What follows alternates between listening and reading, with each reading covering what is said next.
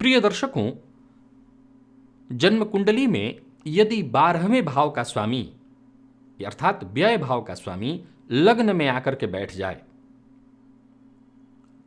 अष्टम भाव का स्वामी पंचम में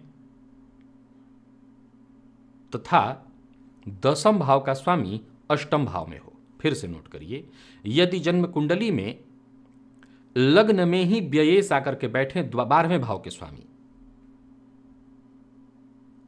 और देखा जाए तो अष्टमेश पंचम भाव में जाकर के बैठ जाए तथा दसम भाव का स्वामी अष्टम भाव में आकर के बैठ जाएं, तो ये पितृशाप की ओर इशारा कर रहा है। और आज इस वर्तमान परिवेश को देखें तो 100 में से 80 व्यक्ति,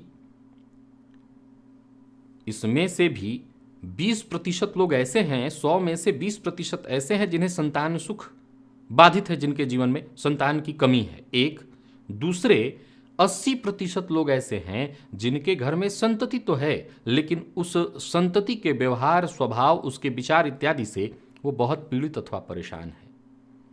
तो ये पहला सूत्र है जो दर्शा रहा है कि पितृ श्राप के कारण, पिता के श्राप के कारण, आपके द्वारा पूर्व के किए कार्यों के द्वारा कोई ऐसी गलती आपसे हुई है जिसके चलते आपकी संतति का विकास बाधित है और आप अपनी संतति को लेकर के चिंतित हैं अथवा आप संतान सुख नहीं पा रहे हैं।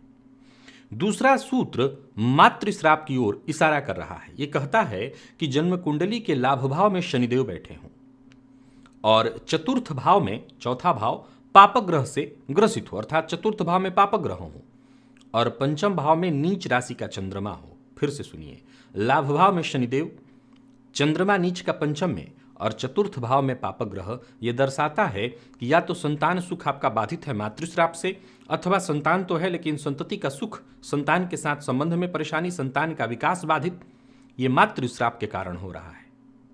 और तीसरा सूत्र आपके कुल देवता की ओर इशारा करता है। यह कहता है कि जन्म कुंडली में सूर्य शनि की राशि में बैठे हों और ऐसी अवस्था में ऐसे सूर्य पर जो कि शनि की राशि में बैठे हैं पापक ग्रह, अब कौन बचा? तो राहु बचे। राहु की दृष्टि पड़ जाए, केतु की दृष्टि पड़ जाए, तो ये इस बात की ओर इशारा है कि जातक कुल देवता के श्राप से अथवा लग्न में बहुत सारे पापक ग्रह बैठे हों, जैसे शनि बैठे हों, राहु बैठे हों, मंगल बैठे हों, क्षण चंद्रमा बैठे हों, तो ये कुल देवता के श्राप को दर्शा रहा है।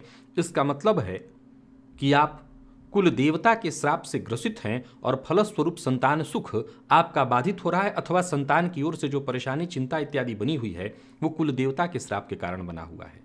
प्रिय दर्शकों, इसका अलग अलग उपाय बताना यहाँ पर मुश्किल है। मैं आपको समझा देता हूँ कि इसकी शांति ही एकमात्र विकल्प है।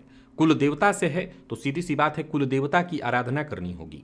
माता पिता के कारण है तो माता पिता की सेवा शुश्रूषा करिए। अलग अलग कोई विशेष उपाय नहीं मैं करने की सलाह दूंगा, है इसके भी उपाय जो कि मैं राशिफल में अभी नहीं बता सकता, समय चला जाएगा। मैं बस इतना ही बता देता हूं कि सबसे सरल उपाय है कि मातृश्राप है तो वर्तमान माता, कहेंगे आप कि मेरी माता नहीं है या किसी की, माताओं की कमी दुनिया में थोड़ी है। माता हर स्त्री माता ही तो है।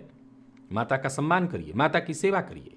पिता, अपने पिता की, नहीं है तो बाकी के पिता, पुरुष जो भी हो, बड़े हैं तो पिता के सम्मान है, जो उनका सम्मान उसी तरह से किया जाए, अपमान न किया जाए, तो उससे भी आपका ये दोष धीरे धीरे कटेगा। और बाकी कुल देवता का है तो उनकी आराधना करिए।